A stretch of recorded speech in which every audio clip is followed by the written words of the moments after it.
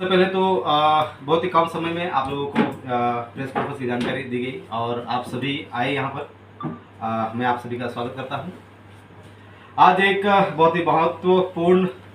बात मैं आपके माध्यम से प्रदेश की जनता तक संदेश देना चाहता हूँ। इस बात को लेकर कई लोग सोचने के लिए मजबूर भी होंगे कि प्रभु विज्ञान ने ऐसा निर्णय क्यों लिया, क्या वजह है। बहुत सारे उसके वजह से पोल है। आने वाले लोकसभा चुनाव 2024 में इस चुनाव से मैं बाहर हूं, चुनाव में नहीं लड़ रहा हूं। दादरा नगर हवेली से लोकसभा चुनाव, जैसे कि आप सबको पता है कि 2019 में मैं कांग्रेस का प्रत्याशी रहा। उसके बाद सतत कांग्रेस पार्टी में प्रदेश स्तर से लेकर जहां जहां आलाकमान ने मुझे जिम्मेदारी दी। लास्ट में जैसे आप सबको पता है कि राजस्थान चुनाव में भी मैं एज ऑब्जर्वर करीब 8 सीटों विधानसभा ऊपर मैं प्रैक्टिकली फील्ड वर्क के साथ में काम भी किया, काफ़ी अच्छा परफॉर्मेंस भी दिया। साथ ही मैं यहाँ पर दादरा नगर हवेली में एज अ कांग्रेस कमेटी में as a convener campaigning committee मैं खुद हूँ। और यहाँ पर आप सबको पता है कि कांग्रेस पार्टी में मीडिया बोलो या जमीन स्तर पर काम करने, हर चीज़ों को लेकर जहाँ कहीं भी प्रदेश के हित की बात आई, जनता के हक अधिकार की बात आई, जहाँ कहीं भी as a Congress leader, as a प्रदेश के एक जागरूक लीडर के तौर पर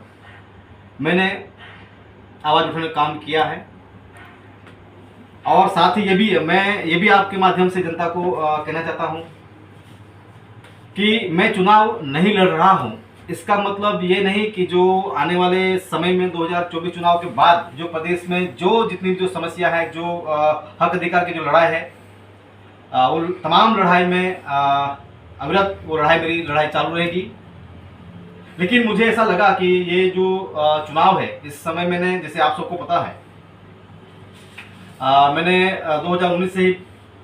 लगातार प्रदेश में जितनी भी जो समस्या को लेकर और प्रदेश में जनप्रतिनिधियों के जो अस्तित्व को लेकर, दादरा नगर हवेली के अस्तित्व की बात को लेकर, यहाँ के हक अधिकार को लेकर जो मुद्दे हैं, वो तमाम चीज़ों को लेकर मैंने हर प्रकार से कोशिश की कि सबसे पहले कि दादरा नगर हवेली में, जैसे कि स्वर्गीय भोंडेकर जी का निधन होने के बाद जो प्रदेश में जो परिस्थितियाँ खड़ी हुई और दिन ब दिन जो यहाँ के चुने हुए जनप्रतिनिधियों के जो एक बिल्कुल उनको ऑफिस दी गई है, उनको चेयर दी गई है, लेकिन उनको पावर नहीं है। जैसे कि पूर्व में कलेक्टर यहाँ हमारे कंदन जी भी रखे गए हैं, उन्होंने भी कहा है कि दादरा नगर हवेली में जो चुने हुए जनप्रतिनिधि है वो सिर्फ एक केयर टेकर की भूमिका में है। ये सारी चीज़ों को लेकर हमने मैं पार्टी पॉलिटिक्स से ऊपर उठकर प्रदेश के हित के लिए तमाम चुने हुए जनप्रतिनिधि, पार्टी पक्ष के जो नेता हो या सामाजिक के मंच के नेता हो, सबको साथ में जाकर चर्चाएं की कि दादरा नगर हवेली में ये जो बहुत ही नाजुक परिस्थिति गुजर रहा है और ऐसे समय में हम सबको एक मंच पर आकर जो वर्तमान में शासन या प्रशासन की जो तानाशाही, प्रशासन की जो मनमानी है, लोकशाही को बिल्कुल यहाँ पर एक हाशिए में दखल दिया गया है, इन सारी चीज़ों को लेकर एक मंच पर आकर लड़ने की बात हमने कही। लेकिन सभी नेता अपने अपने निजी स्वार्थ और अपनी जो व्यक्तिगत महत्वाकांक्षा को छोड़ना नहीं चाहते। और उससे मैं बहुत दुखी भी हूँ और आज भी हूँ कि प्रदेश का अस्तित्व खत्म हो रहा है, जनप्रतिनिधियों का अस्तित्व भी खत्म हो रहा है। बावजूद हमारे जो एक जागरूक और जो चुने हुए जनप्रतिनिधि लोक हित की बात नहीं कर पा रहे हैं, जो प्रदेश के हित के लिए, हक अधिकार के लिए कोई आवाज उठाना नहीं चाहता है और सत्ता के नशे में जहाँ सत्ता चल रही है, जहाँ हवा चल रही है, वहाँ पर पूरे जो जनप्रतिनिधि है वो एक दिशा में दौड़ रहे हैं। मुझे ये भी लगा कि जो आने वाले समय में 2024 चुनाव के बाद कौन एमपी बने नहीं बने ये तो वक्त तय करेगा, परंतु 2024 लोकसभा चुनाव के बाद जो भी सांसद बनेगा उसके लिए बहुत सारी चुनौतियां हैं, बहुत सारे चैलेंजेस हैं। तो मैंने इस समय मैंने ये देखा कि मैं यहाँ पर एज कांग्रेस पार्टी के तौर पर मैंने हमारी जो कांग्रेस पार्टी की तमाम जो स्थितियाँ हैं, जो परिस्थिति है, संगठन से लेकर जो यहाँ के जो चल रहा है, यहाँ पर संगठन में क्या चल रहा है, सारी चीज़ों को लेकर हमने यहाँ के जो हमारे जो कांग्रेस के हमारे जो एआईसीसी प्रभारी इंचार्ज मानिक राव ठाकरे जी और ऐसे के बहुत सारे साथी यहाँ पर आके गए, तमाम चीज़ें हमने उनके सामने रखी।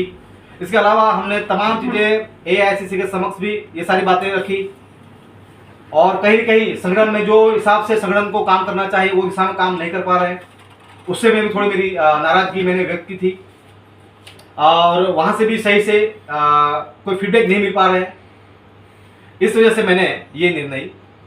लिया है और ये लोकसभा चुनाव से मैं बाहर हूँ। लेकिन साथ में मैं ये भी कहूँगा कि कांग्रेस पार्टी का एज ए लीडर के तौर पर आलाकमान द्वारा, AICC द्वारा जो भी मुझे जिम्मेदारी दी जाएगी, जो भी मुझे कार्य दिया जाएगा, वो काम मैं पार्टी के लिए करूँगा।